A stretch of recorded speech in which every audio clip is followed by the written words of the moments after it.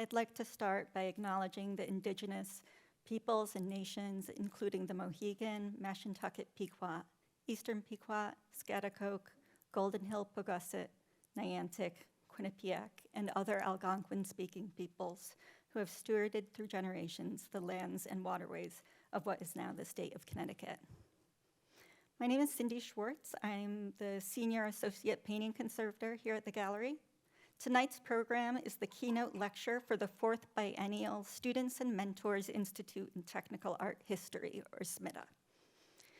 This week-long workshop engages students and recent graduates from historically Black colleges and universities with the fields of art conservation and technical art history. It is a collaboration between the Art Gallery, the Yale Center for British Art, and the Alliance of HBCU Museums and Galleries, and it is generously funded by the Samuel H. Kress Foundation. 9 students and 4 faculty mentors have spent this week immersing themselves in lectures, object study, discussions, and hands-on workshops. Through the long and hazy days, they have met every session with open minds and enthusiasm. I suspect that I learn more from SMITA students than they learn from us. They are insightful, curious, perceptive, and just so smart. Having hosted this workshop now 4 times, I know that the most exciting part is yet to come, and that is seeing what you all do next. Among this cohort are feature conservators, artists, curators, and those who will take this experience of investigation and discovery and apply it to a wide range of fields. This program is the genesis of the work of many people, and I'd like to thank just a few of them now, starting with Max Marmer and the Kress Foundation for their financial support, Stephanie Wiles, director of the Art Gallery, and Courtney Martin, director for the Center of British Art, have both been enthusiastic supporters of the program. Thanks also to Dr. John-Teal Robinson, the executive director of the HBCU Alliance, Rhiannon Benna Alstein, and our many colleagues at the Gallery, the Center for British Art, the Institute for the Preservation of Cultural Heritage, and others across campus who supported the week by sharing their experiences and knowledge. And I'd also like to add a special thanks to Megan Hall, a 2019 SMITA participant who returned to serve as an indispensable teaching assistant this year. I'm now going to turn the mic over to my co-coordinator of the program, Mark Aronson, who will introduce tonight's distinguished speakers.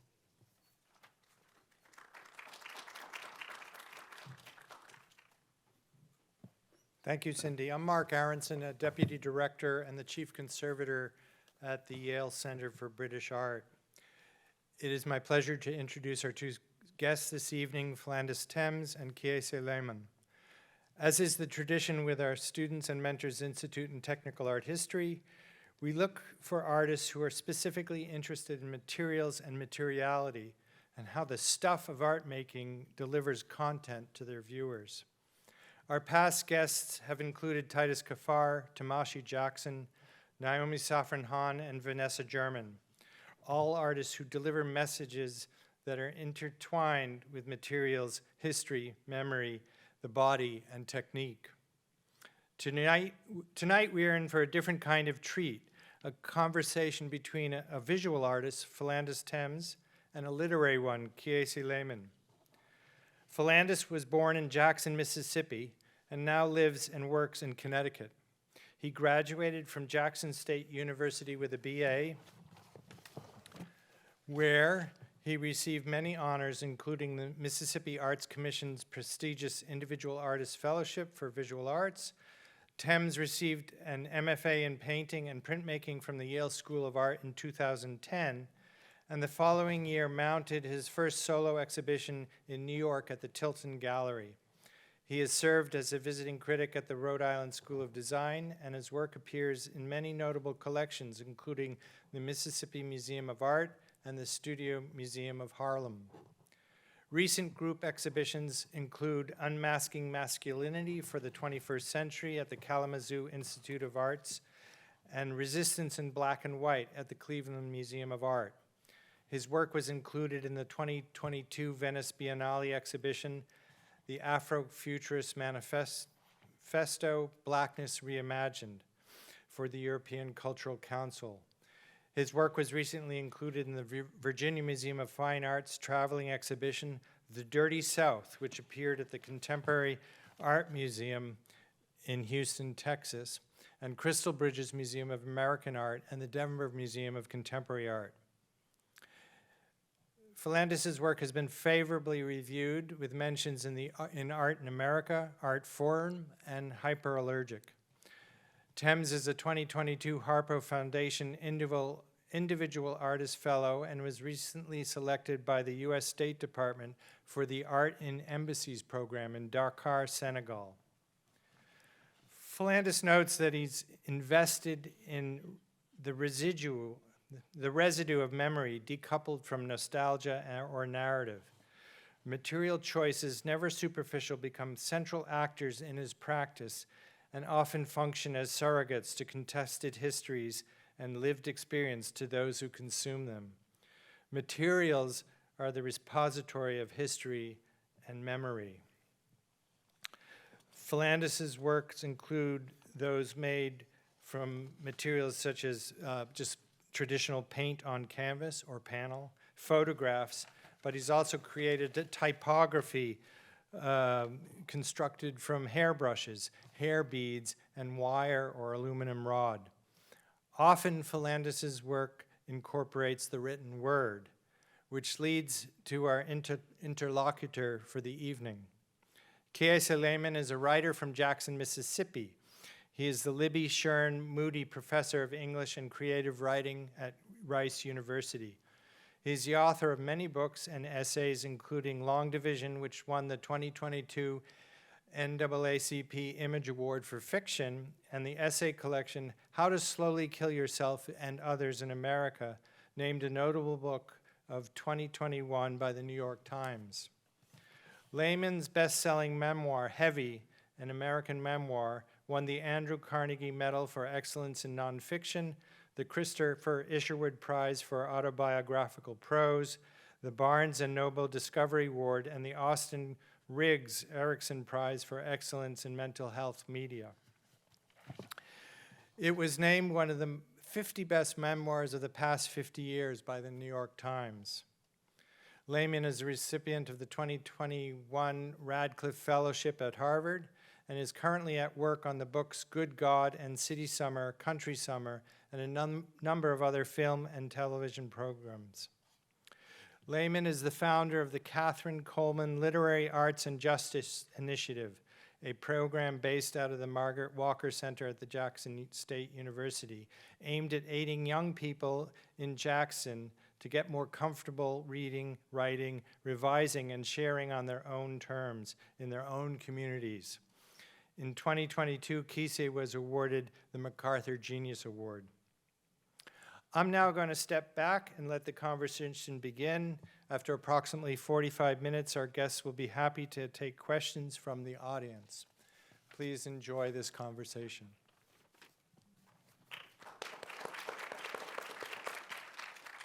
Can you hear us okay? Yeah, you good? I think so, yeah. Hey man, it's great to have you here. What's up? This is the part where we act like we don't know each other. I just met you 15 minutes ago, brother. I like the hat, you know. I like the glasses, man. Thank you, man. I want to congratulate you. I haven't seen you since you've won the MacArthur Fellow, and I just want to congratulate you on that. What are you doing? But, you know. Thank you for that. Thank Can you, I just man. say before we start, I love you, bro. Like, I'm really happy to be here. I don't know what kind of crowd this is. I don't know who y'all are or anything like that, but I love you, and your art just means the world to me. So when you asked me to come talk to you about anything, I was going to say yes, but definitely to talk to you about art and what you do and what you make. And I'm really interested in if we can really get into the home that we shared the same wow. years, right? Like we Yes. shared Jackson the same years, knew the same people, became artists there, but never crossed. Oh, it's I wonder never if we can get crossed, into yeah. that a little bit. Well, okay, so I grew up on one side of town that's like like completely opposite from yours, right? Well, I grew up in the Queens, in Yeah. Presidential Hills, and then we moved to Woodhaven. Okay. So that was the opposite.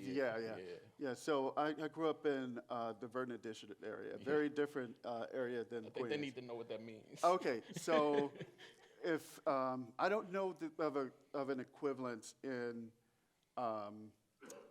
New Haven per se, but when I started school, I was bused from that Verdon Addition area to about 8 miles away, to Span Elementary.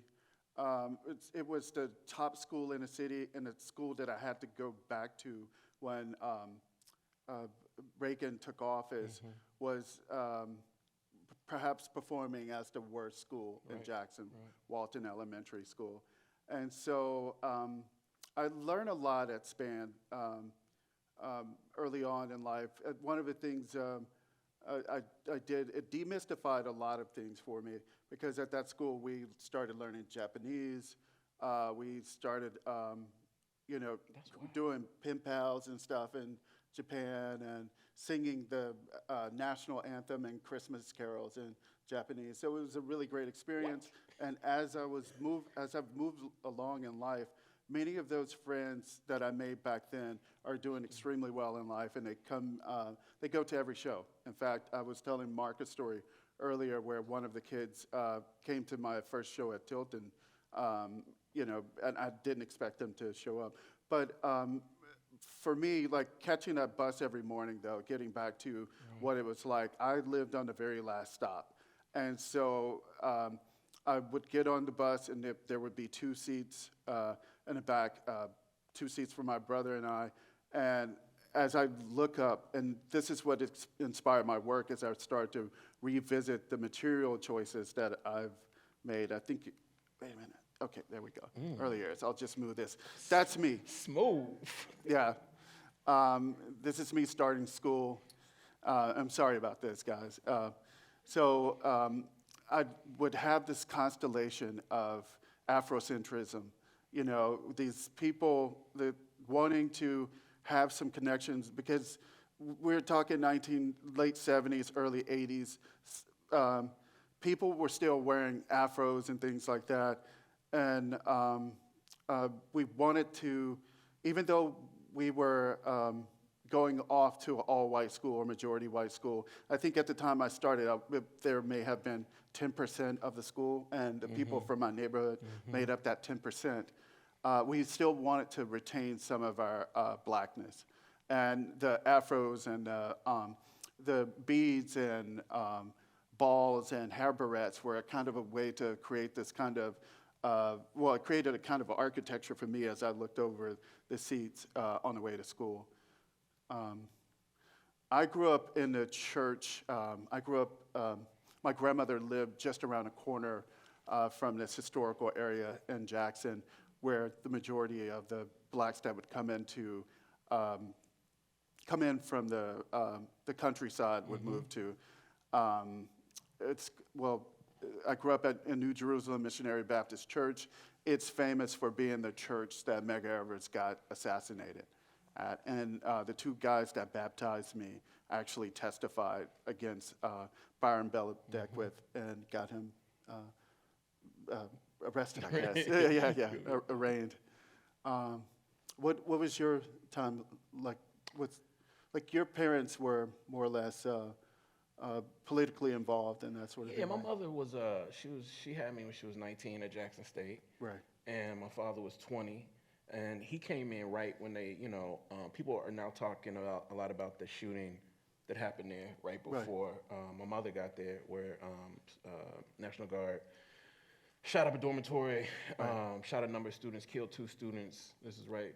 Gibbs and Green, right? Yeah, Gibbs and Green. Yeah. So she came and she had me in at Jackson State. So I went to Jackson State University with them for a year, and then I went to live with my grandmother at Farr. So we were just talking to the brother about Jamaica. Right. I was thinking not about Jackson, but as much as I was thinking about Farr. So there's a lot of us who grew up in Jackson were straddling that, like, we called it country line. Like, we had family in Canton or Forest. Or some people had people in the coast. A lot of people had people in the Delta. And so, yeah, politics was rampant. And my mother and them grew up, in Black Power, and they were Black Power young people. Right. And typically, like my father became a corporate conservative, like a lot of those people did. Like my parents also. Right, Yeah. like all Black. But what's interesting about Verdon Addition to me is that I went to Holy Family, which is only like a mile and a half from Vernon Addition. Right. And that was wild that you didn't remember Watkins. Like Yes, Watkins was yes. right up the road. Exactly. And they shipped you all the way to Span, bro. Right. And so my experience was like my mother was educated. She graduated Jackson State, went to Wisconsin, came back in '80. And so when she moved back to Jackson, we moved to Broadmoor, and we moved to Camelot.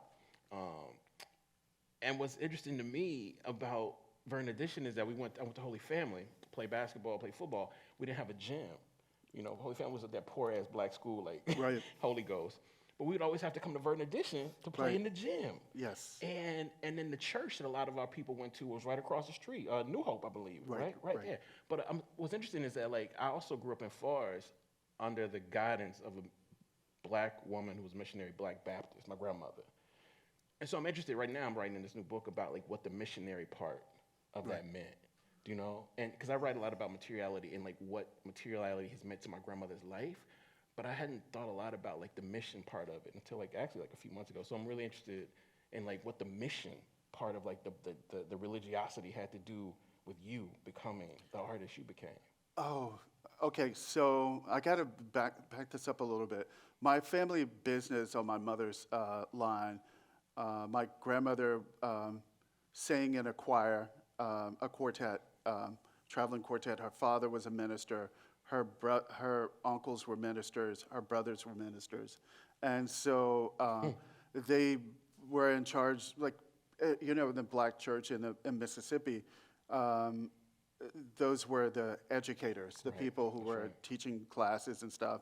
And there was also that political component, the registration for voting and so on and so forth, and making sure people could, like in my particular community, we were really concerned about making sure people have food on the table. Right, that's right. Yeah, and particularly the older people. And so I grew up spending a lot of time in the church and trying to figure out ways to tell stories, but with my art, actually.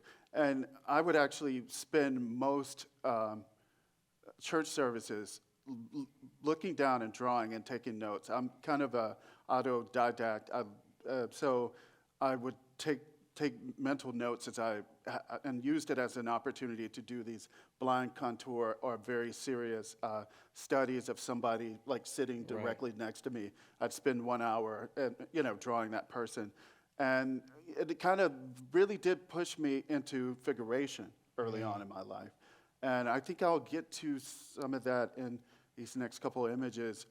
And so by the time we came of age, Kiese and I, this is kind of what was going on. Like this previous slide is not playing for some reason. Okay, there it is. And so there was this kind of Public Enemy thing going on, and this kind of I guess you can call it. There was a militant strand, and there is this kind of black liberation strand in music. Right. And it's kind of gone towards more or less trap, which is more or less what's up top. But let me go to the next slide. And then, of course, when we were coming along, this was kind of like a constellation of things that happened, particularly around my senior year, your senior year or so of high school, going into college. OJ on the bottom right-hand corner, obviously. If the glove doesn't fit, you gotta quit. And then, of course, Mike Tyson and my guy here. Can I just say one thing about the Tyson? One of our mutual friends is an artist, Mac. But a lot of people who I knew growing up we never called themselves artists, but they'd be like, does Jermaine draw? Yes, Does so-and-so draw? And what's interesting about that Tyson picture is that so many pictures that we drew were muscular black men. Absolutely. Like superheroes, not necessarily punching out, but often like doing the pose, or because we didn't see that, right? So anyway, when I'm looking at this, I'm like, wow, like I know people who tried to draw that version of Tyson, and Tyson meant, sadly, the world to us. Right. In the 80s, He was a very complicated individual. Yeah. A stoic, trained to be a stoic. That's a good way to put it. Well, let's go to the next image. Okay, I'm going to just show a couple early paintings. I had to spend a lot of time whittling these down to just a couple of paintings. Okay, so there was a time period, so right after, I went to Jackson State and around, I guess it was 1993, and I started off pre-architecture. I had planned to become an architect and transfer to Mississippi State. My life changed radically between the time of my senior year into college. At that point, I have a twin brother. He and I started college. My oldest brother was in the band, which I played trumpet growing up, and also basketball in this particular time period. And our love of music in my household and the athletics and reading and all that sort of stuff kind of comes into the work and informs the work a little bit. But from 1993 to 96 or so, my mom was battling with cancer, but she had a previous bout when I was 11 years old, and it really changed my perspective. I started being really independent. I started taking classes on my own, doing the research it takes to be an artist on my own because my parents didn't want me to go to school for art. And so my senior year of high school, I decided I'd sneak and apply to APAC. And I got in and what have you. And APAC is kind of an AP program for artists, and it was taught at the Mississippi Museum of Art. And I know this is circular, but there's a reason why I'm telling this particular story. So they took me to the back of the museum, and they started to help the conservators and the prep guys would take me to the back of the museum because they saw my aptitude, and they would break down how to make great canvases and how to build stuff. They would teach me how to frame. They'd teach me all of these different hanging techniques and stuff that, like if I just stayed out, after school, what have you, they would bring me in for like an hour and show me how to install stuff. And so eventually I went through college, paid for college as an installer at the museum, and around this time period is when these paintings were made. This painting is, the painting itself is oil. The main portraitures are oil. It's done on panel and stencils and a few other things, but I wanted it to feel like the patina of torn down billboards. I'd just gotten back from, I was in Italy for a few weeks this particular year, and we were going from town to town. We flew into Venice, and we went through by bus all the way down to Rome. And we just kept passing these billboards torn down and of advertisements and different stuff from over the years. Let me go back one. And that started to inform my work. And then around, I'm going to jump to 2008 because there's so much stuff, but so much of it isn't good. I'll just say that. This is about when I was applying to Yale for grad school. And I was reading Baldwin about that time, and The Fire Next Time, which leads me into, beginning to start thinking about the South as a media. Because also, I got to say this, this leads me back to you with The Fire Next Time, right? And so what year was that book written? I'm sorry. It was 2014-ish? Fire Next Time? Yours, Fire This Time. The Fire This Time comes out, Jasmine Ward, an incredible artist, came out with an anthology called The Fire This Time. It must have been 2016, 15, 16? Yeah, okay. Fire This Time. Terrible title. Right. It just put too much pressure on all of us to write, but it's an incredible book though. Yeah. So about this time, I started playing with the process of, I was trying to do this kind of push and pull thing, and my dad died around the same time, and these stories start to float around. about his childhood and things that I didn't know. My father passed the day that I applied to Yale. And so that morning, I didn't have, I got a phone call from my mom and said my dad passed away. He had cancer. I'd spent the 2 years in between these, the time period between these paintings, taking him back and forth for cancer treatment and working in architecture. And a lot of the work kind of grew out of, needing to work fast because I was working a lot more figuratively and doing a lot of portraits and things like that and doing a lot of research. And so I started doing screen printing as a methodology to get things down really quickly. But I was working through kind of approaches that Rauschenberg was using at the time. Rauschenberg was one of my favorite artists. And about the same time, I also wrote a paper on Jean-Michel Basquiat. And I wanted to include a little bit of his language and Rauschenberg's language. I think I married it a little bit. But also, I wanted to put my father's image in this piece as well. Because my father, if you look directly behind, a reference to my father, actually, but if you look behind Baldwin, there's a cross of a fire burning. And so, do you guys see it? It's directly in his pants. But basically, my father was run out of town as a 12-year-old by the Citizen Council. And I just found that story out around about this time. And so I wanted to include that in the work. Can I just say one thing also? When I first started teaching up here, I started teaching at Vassar in 2001, and first courses I taught were fiction writing, nonfiction, and I taught a course on Baldwin. And I'd read all the Baldwin stuff, but I didn't realize how influential Delaney Buford was to Baldwin. So when I see this, and I think about your story and Baldwin's relationship to Delaney in terms of fatherhood, it just means so much more, in the cross, that I hope they can see. So, But also, I think at about this time, I got to tell this story. This is a really good story.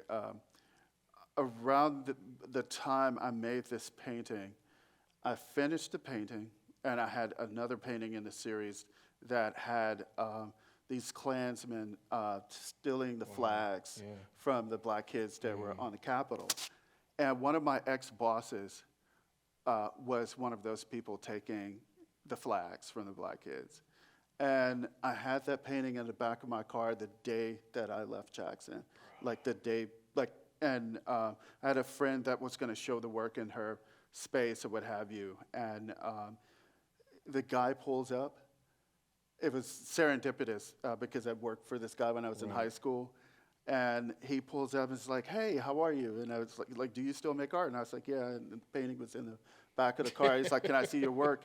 And a painting of him stealing flags from kids was in the back of my car. Did he see it? Yes, and his face turned red and he walked away. Yeah. It was I know that's right. Okay. So when I got here in 2008, and these were the two books that really shaped my time here. I think I told you in the lobby, the first day here, I heard a lecture with Robert Farris Thompson. I heard a lecture with Greg Tate, who's here, and I heard a lecture with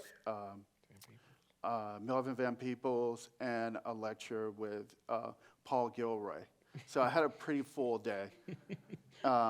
And so sometime around the second week I was here, Neil Irvin Painter was visiting Sarah Lewis, who was my TA. And I met her, I bought her book, I read it, and I saw all the talks. Wow. And then I started to think about these two poles of information here. The typecasting and notions around whiteness. Guys, forgive me. I'm not very good at this clicker.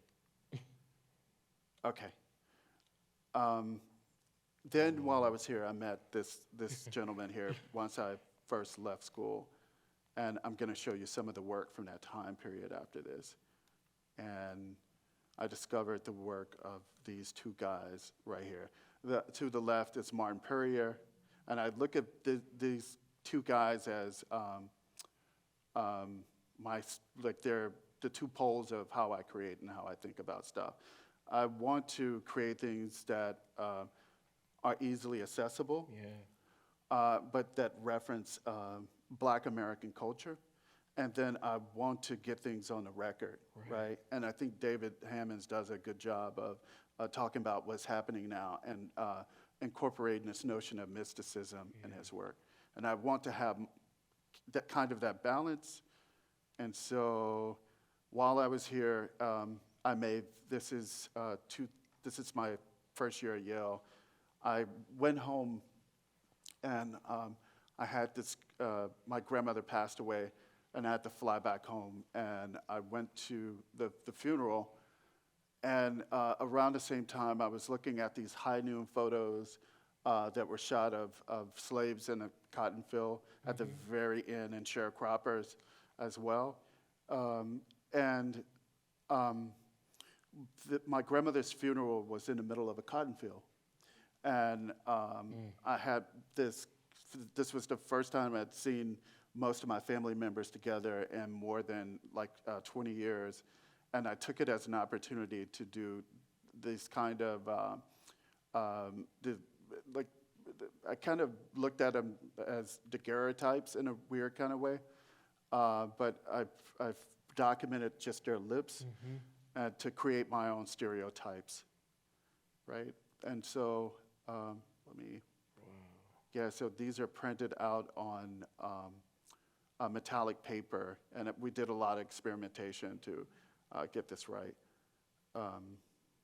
This painting is at the Studio Museum of Harlem. This is another piece from that same series. Most of you guys would be familiar with the Hottentot Venus, and I just kind of wanted to, I've been working with this idea of what are the things that people pull from popular culture, but more or less really thinking about the kind of stereotypes and stuff that persist about Black people. And I just wanted to erase it and get down to just a floating signifier. So this is also a reference to the Warhol Marilyn Monroe painting. And there's a series of these that I made, but I'm only including one. And then this work, so a lot of the kind of painting that I do is always about, when I do painting, I try to approach it from a conceptual stand, bend. And I had this photo, which will come up here in just a few moments. There's of Bert Williams doing a performance. And I did a blow up of that and drew the highlighted areas around his mouth. And I started to draw that, scale that up, and then I drew it out on an acetate, exposed it to a silk screen, and I wanted to do a red painting like Matisse. And this, I don't know if it reads well out there, but there's 2 colors of red in each one beneath the image, one beneath the bright color, and then one on top of the bright color. So there's I think there's 500 silk screens on this particular, of the same image over and over again on this particular one on the left, the red one. And then I was just playing around with stereotypes and thinking about what would a porch monkey look like? Because I've always heard people refer to, Black people sitting on a porch, and then I was thinking about, okay, how can I make a porch monkey? And then I was like, okay, so how do we see the world in the South? And thinking about those kinds of materials, and I decided to kind of reference the colors in an Ad Reinhardt painting. And then I decided to just get this fiberglass mesh that I was working with in my studio my first year at Yale to make these other pieces. And then, I don't know, I just kind of wanted to move, well, did you have any questions about the previous work? I'm sorry. I have some dumb questions, but I'll say those for you afterwards. I actually want to ask like real questions, but like, what do you what do you feel Oh, when you see this one when I see that and you one, remember what it took to make it? Yeah. oh, man. Okay, so I'll go 10,000 feet. All right. Yeah. So this started off as this moment where I photographed like the majority of my classmates that were in, well, the people from the diaspora that were in the theater department that year. And so, with the exception of Lupita, Miss Lupita, sorry. Lupita, if you hear this, I'd like to photograph you. But so I photographed this young lady who's a very well-known director. I'm not going to tell you who it is. And I couldn't get, I ran out of ideas.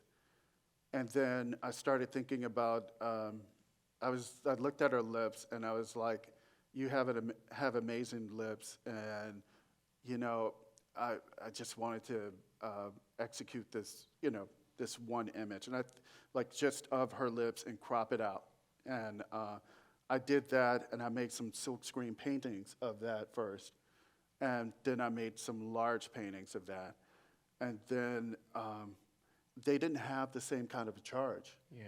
And I was like, how can I seduce people and repulse people at the same time? And I wanted to have that kind of slippage where it's just pushing and pulling you in the viewer to be seduced or repulsed. And so I guess that's what I was thinking about when I made it. Yeah. The smaller lips are what I'm focused on there. And I'm interested, like, in the left side, like you know. Yeah.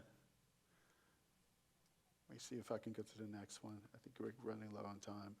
So then I started looking at the arabesque during this time period. I started thinking about what does a circle mean? Who made things with circles?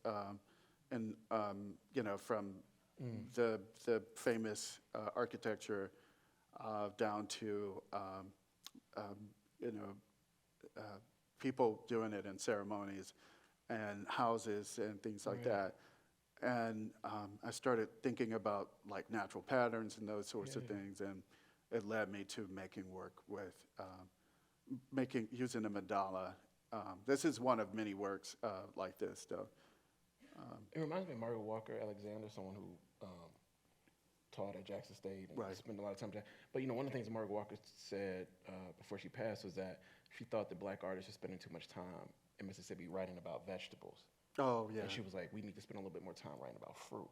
And when I see that, like, the first thing that popped in my mind was like pomegranate. You know? But I realized I talked to you about fruit. Like, Yes. The texture, the insides of it. Yeah. Well, so I left off a slide where I did another one that's the blacker the berry, the sweeter the juice, and I made the lips look more like fruit. And so here's that image. I love that one. I was taking a class with Mark.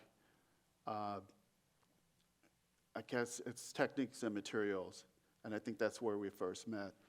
And Mark was teaching us these, you know, like most of us were interested in painting techniques, but then I started asking Mark about, you know, questions about how to adhere things to surfaces, like build up stuff really heavy that doesn't traditionally apply to surfaces. And I thought about salt and bodies as currencies and things like that. And then to the right, the image on the left, I guess it is. I'm sorry, I'm saying right. But that's Bert Williams, and I wanted to create this, you know, that kind of joke where it's like a white guy, black guy, Chinese guy walk into a bar, and there's the stereotype of what have you. Yes. Yeah. And then this is also it's kind of a technique that I picked up from studying with this guy. This is Mark. Yeah, so these are tea bags, each one dipped and then in a binder and frozen in time and adhered to the surface. All movements that I thought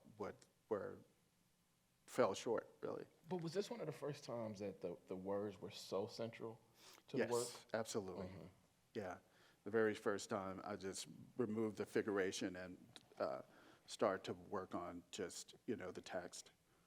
And when you did that, like in writing, often people talk about finding one's literary voice, but when you had the will or skill or whatever to do it, did you think, this is some shit I want to do again?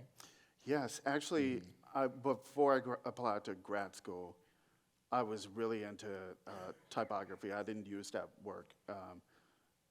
And when I got to this point, I think I was on my way to New York.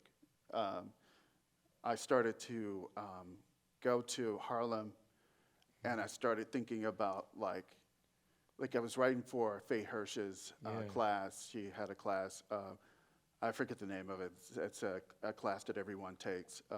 But I'd have to ride down to the city to Harlem to get to Chelsea. I'd switch at 125th Street. And I did the walk from one end of 125th Street, started going in and out of the bodegas and walking into the hair supply stores and stuff like that. And I started gathering materials from there and thinking about ways that I could create text pieces that did not exist. I started making paintings with do-rags and hairbrushes and the things that you'd find out on those tables out front, and a lot of which I never showed. But now, I'm starting to show some of that older work. And this particular piece, I don't know if did you experience this when you were in Jackson? Like I just remember like going to school, I started thinking about I wanted to get to making things with materials from my childhood. And I just started thinking, I did a psychological evaluation and an inventory on my childhood. And I wanted to find like the stereotypes and things like that that still kind of persisted in our,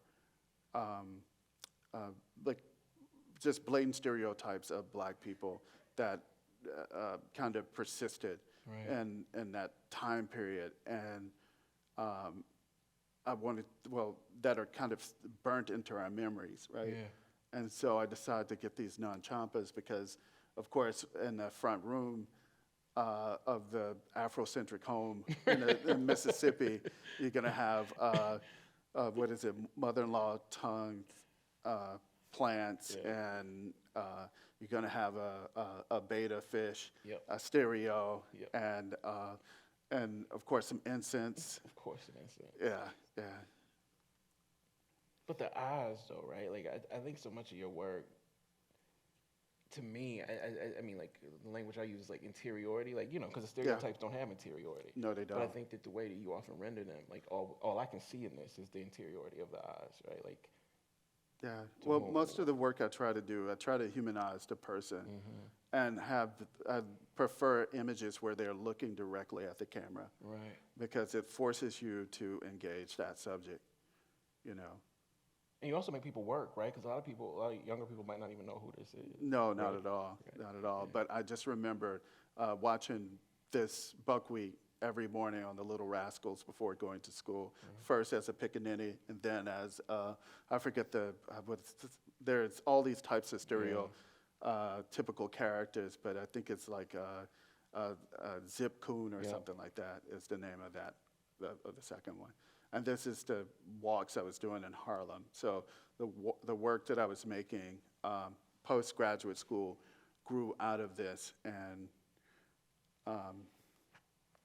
thinking about shrines and things like that, and of course bodegas. Sorry, it's skipping through really quickly.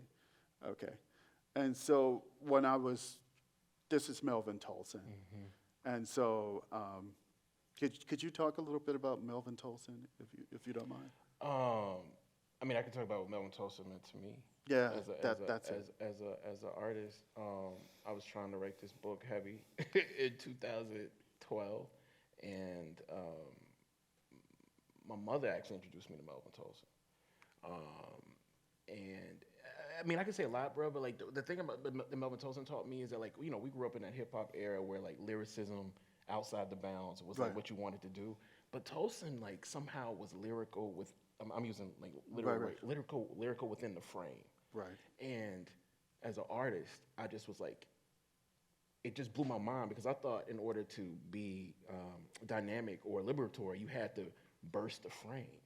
And I thought Tolson was actually like keeping the work within the frame, but somehow also being radically, I'm not gonna say what I want to say, but black-ish. Yeah. You know what Yeah, I'm yeah, saying? yeah. But my mother, but it's important to me. My mother was the one to introduce that to me to start trying to write about her introduction of Tolson to me, and in writing that, I was all out the bounds. But I was like, all right, you can adhere to what Tolson is doing. Like, what did Tolson mean to you? Well, Tolson grounded me in Harlem because I felt I felt like an outsider really when I first moved to Harlem, and I felt like a voyeur. And a lot of its poems articulated like the feeling of alienation that a young black boy from Mississippi, because he's from the South originally, right, would have. And so form. Like what's interesting is like it was so formulaic. Right. I don't mean that as a diss either. You know what I mean? Yeah, Like, yeah. it A was lot of great songs and are incredible, formulated. Yeah. incredibly radically formulaic is what I would say about that word. Yeah. And then, of course, these are. I started thinking about how people access blackness with these pieces. So it's like television, movie, you know, music, literature. This is from Richard Pryor's eulogy joke. We are gathered here today on this sorrowful occasion to, you know, I can't do the voice. Oh, yeah. Let me go backwards one. And this is the first time the N-word was used on national television. It's Red Fox. Yeah. Sanford and Son. It's a scene where Lamont got a ticket for, I saw it the other day, actually. It's incredible. Yeah. What's all these niggas doing in the courthouse? Courthouse, Right yeah. there. Yeah.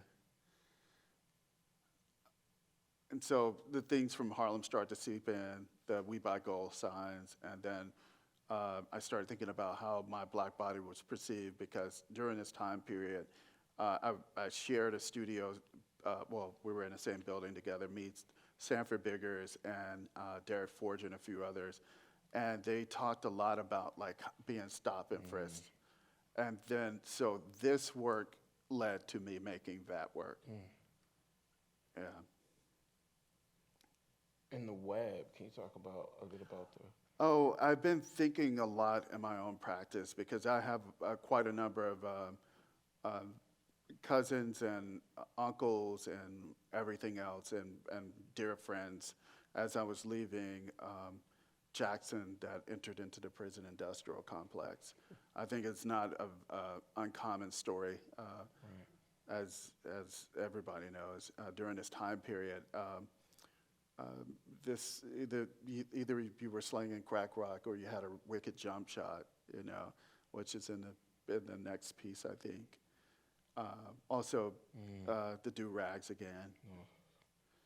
Yeah, self-portrait. I was always called, this is also a visual pawn, because, you know, I was called Coconut Head sometimes as a kid, or, you know, hard-headed, you know, so I try to do this thing, which David Hammonds does, which is, the works always have a play on the name. And to the left, that's a 6-foot-tall do-rag.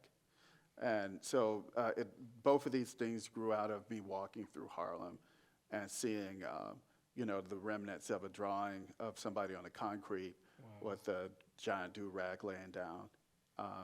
And also to the left, to the bottom, well, it's the left up there, well, the right up there. There's a, I would walk through Harlem and just lament on how much detritus was in the sky.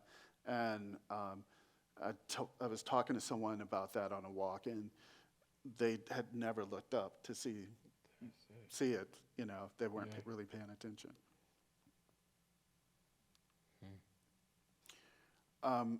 About the time I left Harlem, I encountered the work of Etheridge Knight.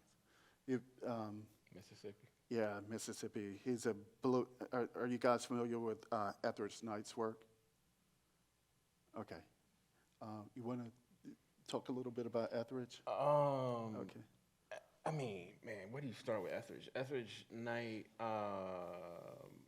grew up, born in the Delta, I believe, Right. Born in the Delta, hard childhood, found art. This is my interpretation. Found art while finding the why of violence. Right. And I think spent an entire career exploring like the lush possibilities of what we call violence, which is different than creating or exploring violence. Right. And Etheridge Knight, I think, inspired a generation of people in the Black Arts Movement and what's the brother's name who wrote that book about Etheridge Knight? Poet Terrence Howard. Terrence Hayes. Hayes, yeah. Just, like Terrence Hayes, I think, is, one of our greatest poets. And I think, if you ever want to know who Etheridge Knight is, just look at what Terrence Hayes did. Terrence Hayes did an entire book inspired by Etheridge Knight and attempting to remix Etheridge Knight. And what's interesting is that Etheridge Knight still is not known, even by Mississippians, as being like one of the most influential poets, I think, in the history of Earth. Yeah. But he was a bad boy artist before that was like outside of blues. Right. Which I think is things known most for back home. Well, and so the poem "Ideas of Ancestry" is him talking about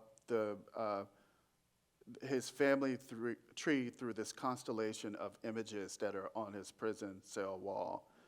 And I used to work in architecture for about 6 years before I went to Yale.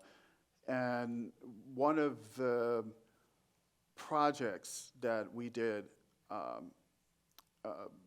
quite frequently as a young minority firm was prisons. Yeah, and so we would ask for municipal projects, and they would only give us prisons and roofing projects. And so I started to go back through the files and find the color. This is at the University of New Haven. This is an installation I did based off of the poem by Etheridge Knight, Ideas of Ancestry. And I built this, the center structure is a kind of shack that's made out of zip ties. And I projected, I'm sorry, I set a timer. I'll just stop. But I built this web of zip ties around the piece based off of these interactions with the police in Harlem at the time. And I started projecting banal images of young black men doing just anything, playing basketball, reading a book or something inside of this prison cell wall. And the drawings that are on the wall to the left, which will come up in a separate image, are made out of loose graphite and do-rags. And there's an image to the left, and in the first stanza of the poem Ideas of Ancestry, Etheridge Knight gives off, the very last line, rather, is this line where he basically says, there's one smiling face out of all the photos, and that's his niece. And she's the only face that's looking at him and smiling on the wall. And I wanted to create a piece out of hair barrettes because it represented, for me, the material hair barrettes represented that sort of innocence that I had as a child being bused to those schools. And then there's the around the circumference, which will be, I have another image of this. So this is the interior of the cells. Wait a minute, that's the interior of the cell, the projection. And then, I'm sorry, it just keeps jumping. Let me go back one. That's the drawing. Yeah. Made from loose graphite and brooms. And then, so in addition to that, I had these images of young black men that were collaged together.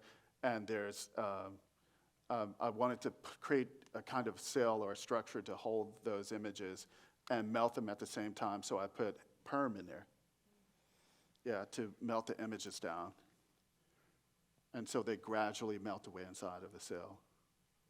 And these are antique, all of these are from the 1910s and 20s. Yeah. Amiri Baraka, the main thing wrong with you is you ain't in jail. But decontextualized from the title of it, I found it really interesting. I came about using the hairbrush itself and getting to the text work itself from seeing this guy walking down the street in Harlem on that walk that I did.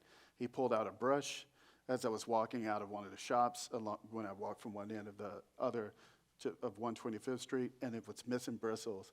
And in that moment, I said, okay, that's the magic right there. Because I remembered this story about my cousin writing me a letter. I remember this letter, rather, he wrote me about needing a hairbrush. Like, he wrote a little bit for everybody in this letter, but he needed a hairbrush. And I was like, okay, this is the connection. Okay, so this is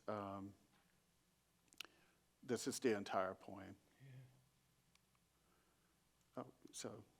And then back to Myrlie Evers. These are made out of beads.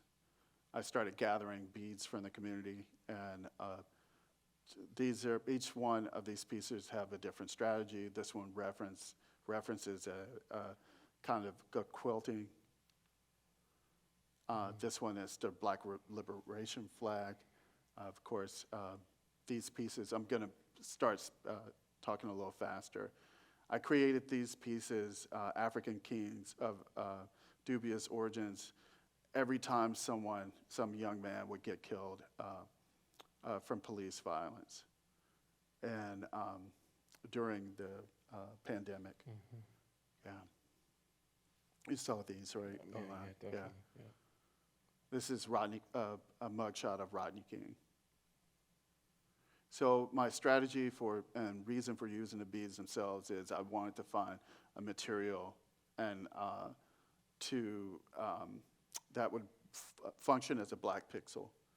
And I wanted to reauthor these images of black people and take the trauma out of the image itself. It's kind of a utopian. And of course, this is a reference to the Black Liberation flag, absolutely. Red, black, and green, because I wanted to show the continuum from that to this, And so these last couple ones basically reference Jack Whitten's paintings. Same subject, just trying to create, like if you look closely, there's matte and gloss and pearlescence, and if you see them in person, there's a lot of iridescence and transparencies and translucencies in them. These guys are about 6'6". Yeah. And if you watch the Draymond Green show or whatever, this one is behind him. Yeah. That's Rodney King again. I remember the first time I saw it, I was like, is that Mitch Blood Green? Yes. And then so when I made this piece, I guess the study for this piece, I originally came to this as a subject because of the Kavanaugh hearings, and I went home for those hearings, and I was sitting with my mom, speaking of going home. I went home and my mom turned to me and said, "He did it." And then she started telling me a story about one time when someone tried to sexually harass her on her job, and not wanting to tell my father because she didn't want him to go to prison. Wow. Yeah. And so I made this for my mom, my wife, who is the daughter, and my grandmother, who all were sexually harassed. Do you remember watching the trial? Oh, yeah. Yeah. The first time The around. first time, yeah. Yeah. Oh, sorry. And then, let's go. You remember these? Hell yeah. Yeah. I mean, that should have been so illegal. Bro. Like, I Yeah. feel like so many of our uncles are not here because of that. But Right, right. look at that big old smile on his face. That's Yeah. always what got me as a kid. Well, there's, during the pandemic, I had a friend write me about this research she found on the cigarette companies. She was working on getting the bill passed where they wouldn't sell menthol anymore. And she gave me all of the research, all these advertisements, and I just really thought about how ubiquitous these ads were. And my father, whom I mentioned prior, died from lung cancer. And perhaps one of the many reasons why I'm here is because he died that morning.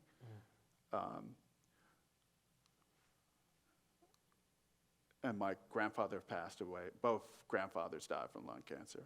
So, yes. You want to talk a little bit about this one?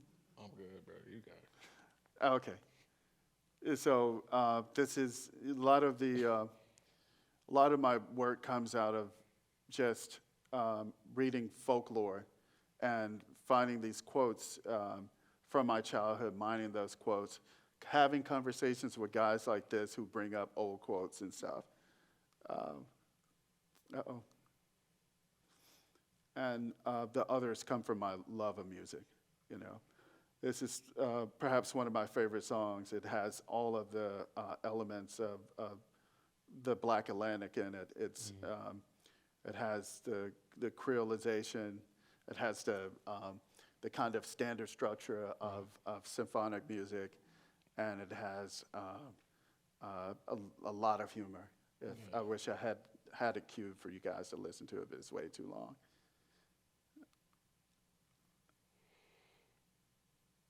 And this one, okay, let me go a little bit faster. So these are all from the same exhibition. Alrighty.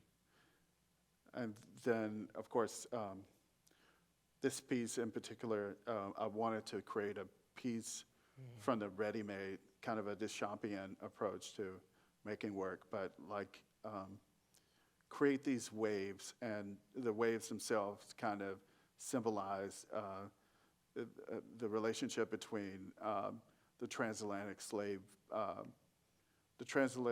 trade, but also the wave in the stadium. Yeah. Also, thinking a lot about like how like the combines function as an extension of the auction block. Yeah. And I wonder if you could just speak for a little bit, Flanders, about, you know, to bring it circular a bit, you know, growing up in Verdant Edition, I mean, the artists that we really looked up to the most were like basketball Athletes. players. Oh, But yeah, not absolutely. just basketball players, like dudes our age who Right. became the best players in the world. World. And most of them were all from your neighborhood, Yes. And so, which is weird. yeah. So at some point in our childhood, I guess it had to have started with what's the guy's name, that Spencer Haywood, Yeah. coming back to Mississippi, and bringing his talents back to Mississippi and starting to support those other players. Spencer Haywood is the guy who he's the first NBA basketball player to go out of high school and go into the NBA. And he's kind of responsible for LeBron's being, well, his ability to go in. But we also, I taught a student named Monte, I had a student named Monte Ellis when I was teaching in the community. And Monte also went in that same year with LeBron, right? Yeah. Or was it the year before? I think he was the year before, I think. Yeah. So in my community, we had, I think it's like 25 guys to go to the NBA in about a 10-year period, which is like and unheard the of. community is about 2 blocks, like 3 blocks. Yeah, something like that. Yeah. Like just really weird. So everybody could play basketball because they saw it as a way of getting out of the streets, and it was, yeah, so that So- really affected me a lot, like having those guys, the discipline is what I guess I learned from Yeah. those guys. They were really working hard and on their craft, And we would never call ourselves aesthetes like growing up, but like Right. we were critiquing their artistry, yeah, like separate from the player so often. You know what I mean? Like Right. like we didn't know what we were doing, but we were talking about the art Right. of JJ, of Ronnie, of Othello, Right. of Monte. So anyway, when I see your work, I just can't. And sadly, some of these people aren't here with us anymore. no, So not I at see when all. you talk about waves, I see and feel so much of that. Yeah, well, I think that might be the last slide. Oh, I have one other thing. I think this is the last video, if it'll go. Oh, sorry.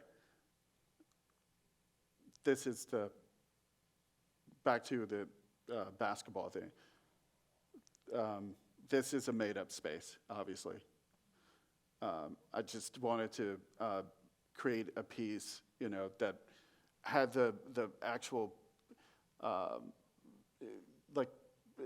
the idea that you could either be in the morning going, like that basketball is labor, you could be there going to work in the morning or in the evening, but like have it at this kind of twilight moment. And then, of course, that detail is a shoe hanging from the line. And, give like these kind of 3 hierarchies in it. Yeah.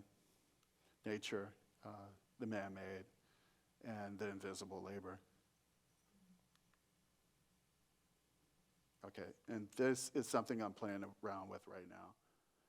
I've started going back to playing around with videos in my work, so I'm going to play this. This is something I did on my phone the other day.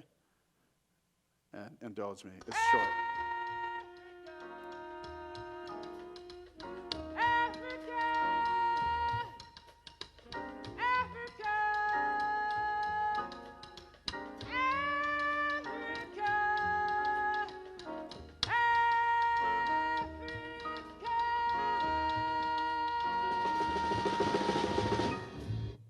That's Abby Lincoln and Max Roach. You're kind of good at this, bro. Thank you. Thank you, man. Appreciate you. Thank you. Hey, does anyone have questions?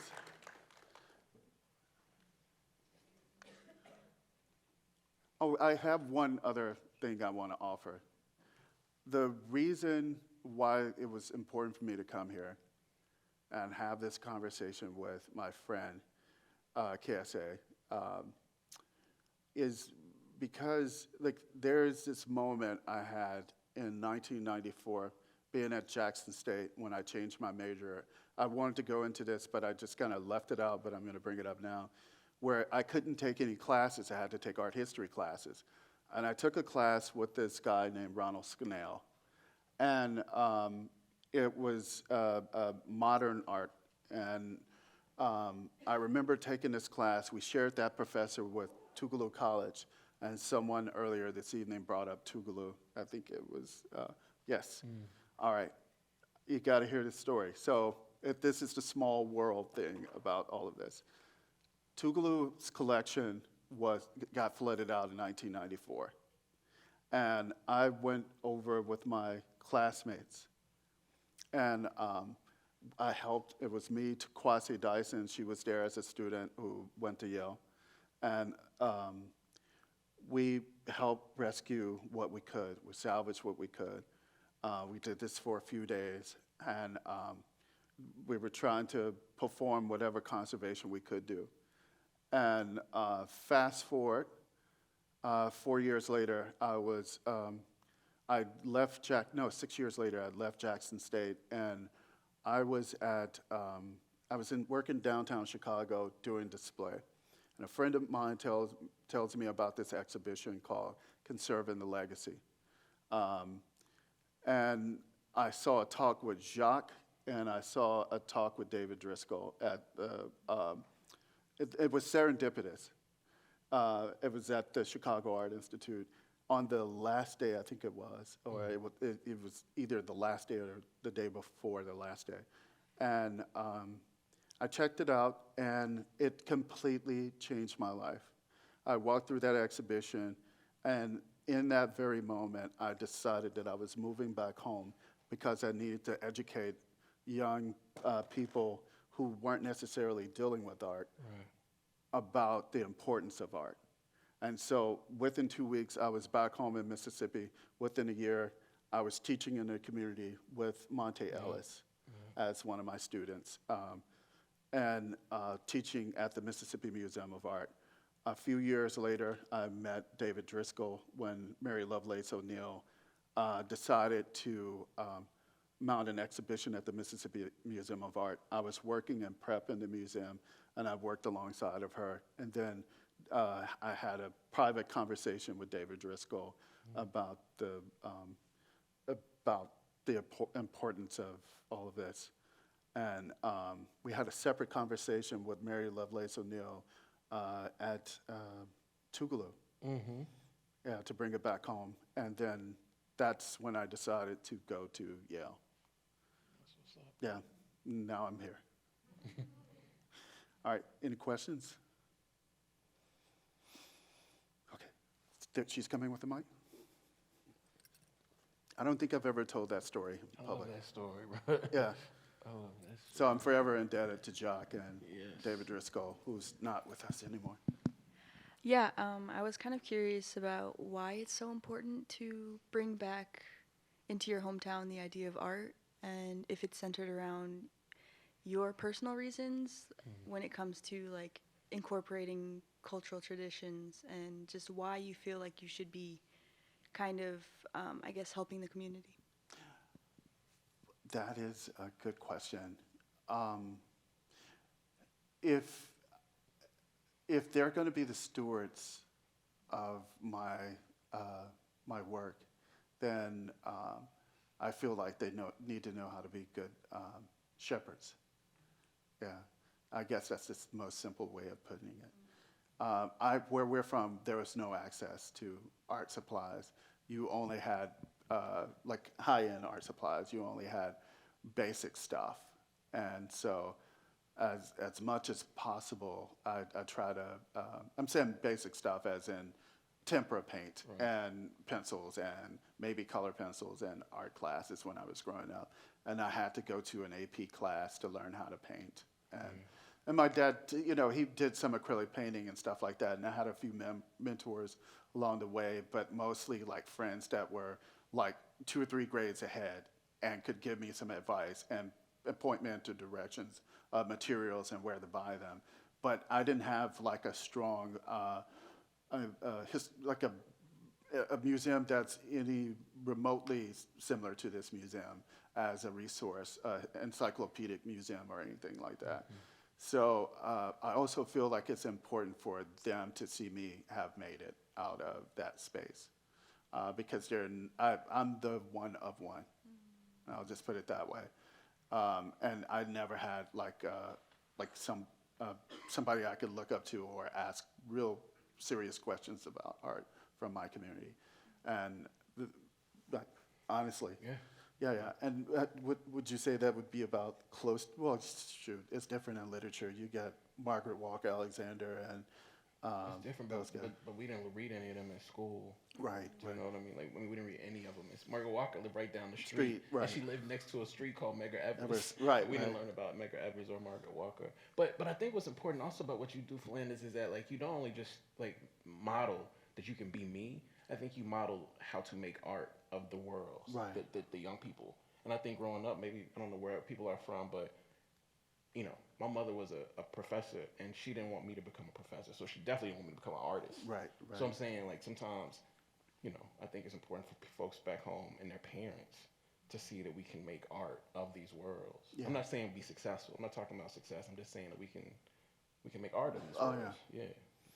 And, you know, I guess also the fact that anybody has access to it, right? That's right.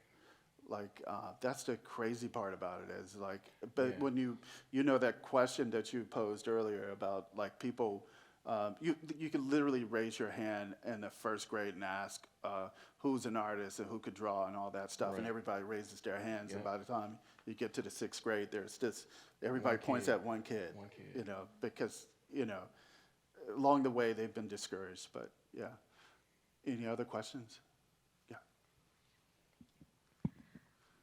Earlier, you mentioned a lot of different artists, but two of them that I really like are Marcel Duchamp and David Hammons. Could you speak a little bit more about maybe how they influence you, or maybe your interest or in using or producing ready-made work? Yeah, so I am a card-carrying member of the post-Duchampian outpatient clinic. That's a quote from David Hammons.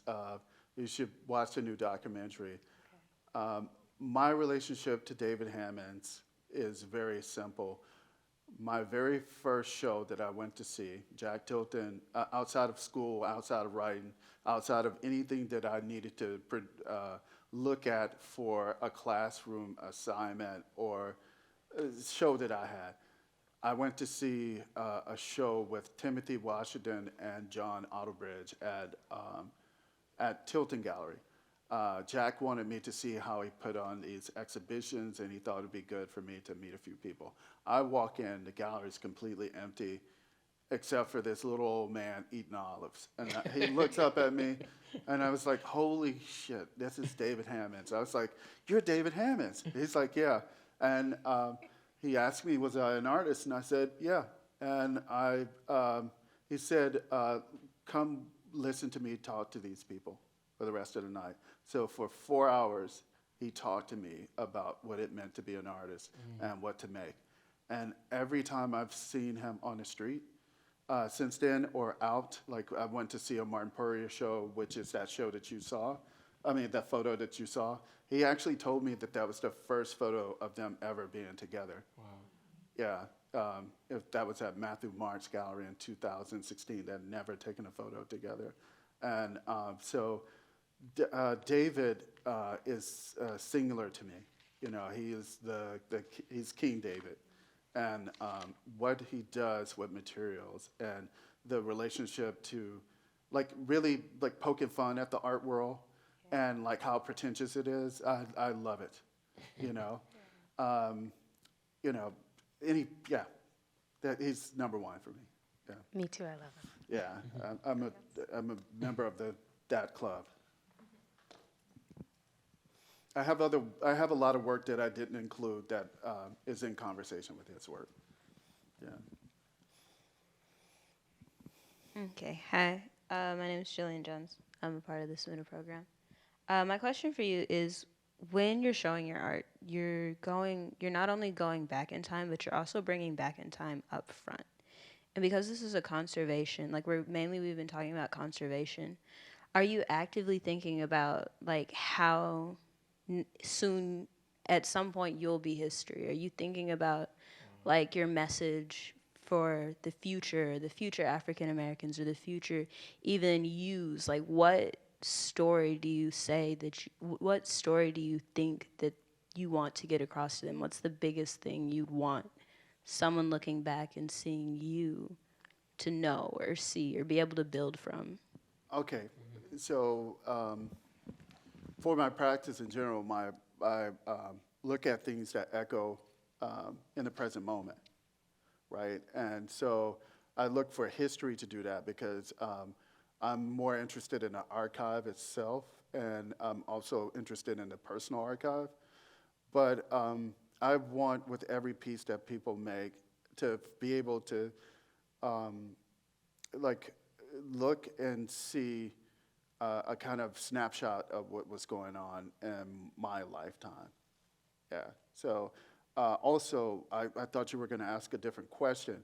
Since I worked in a museum for like 4 years, I am always interested in the work living past my lifetime, and that's why I choose not to use particular materials. And that was I thought you were going to ask that question, how you were going to, but anyway. So, yeah, I hope I answered your question. Yeah. Okay. Did I answer your question okay? Okay, do it, do it. I can talk. I don't. No, you We can can do talk louder. the follow-up question. I can hear you without the mic. So I also saw how, like, in your earlier works, you were kind of focusing on the stereotypes that you've seen then. Are you still focusing on that? If so, can you give us like a snapshot of what you're looking at next, or maybe how they've evolved or changed or even came back? Oh, so a lot of the Mike Tyson performs is kind of hyper masculine thing in my work that it's kind of that grows out of that kind of when you think about King Kong and all of those kinds of things. I think in a weird way, Mike Tyson performed like that. You want to say something to that a little bit about Mike Tyson? Yeah, I mean, the thing about Tyson that was so, again, I said scary earlier, and I don't mean that scary in terms of Tyson as a big black man being scary, but I think that the role that Tyson played in our lives Right. spoke to, like, I think the lack of other people who were cast in front of us in complex ways. And so Tyson wasn't like, we didn't laud Tyson because he knocked people out. Right. We lauded Tyson partially because he knocked people out, and after the fucking fight, he would say some unintelligible shit that we only understood. Right. So there was an art Yeah. to loving Tyson. And just the same thing with music. We thought we understood Tyson in a way other people didn't. And that's what I love about these questions. I think one of the things I also see you doing, Philanders, and I just want to reiterate, is that when I hear you talk to me or to other young people, and when I think about what we're doing at home, I think part of it is just like encouraging people to conserve the art that they've been creating, not as artists. Right. Do you know what I'm saying? Like because I think a lot of us, like I go to school to talk about literary art all the time, and the first thing I do is talk about, like, I want you to make a story based on the text messages that you sent last week, but it has to be fiction. And so I see you doing a lot of that with your work here too, right? Like, how do you encourage people to see the art that they've made as something that deserves to last? And I think the thing about us is that we come so many folk ways. Those ways are going to last regardless. Yeah. So that's why I think conservatism. How do you say that word? Man, I'm from make Mississippi. it a noun? I can't say that word. But whatever. But I think it's paradoxical because I think so much of what we do Conservation, carries. Do you know what I mean? Like Yeah. so much of what you do in your art is carrying from your grandmother, my great grandmother, my great great grandmother. And I don't know how interested they were in conservation. That's why I'm not trying to fuck up the talk or anything. But I just also think like encouraging people to see art as something that they can make and conserve in a different way is what I see you doing a lot of. And Tyson, Yeah. I see you doing that, like making us look at Tyson a different way than we did. But then, I try to make them, well, the reason why I use beads is to make them ephemeral. Absolutely. Yeah. But Yeah. then it's currency and ephemeral at the same time. Right. Yeah.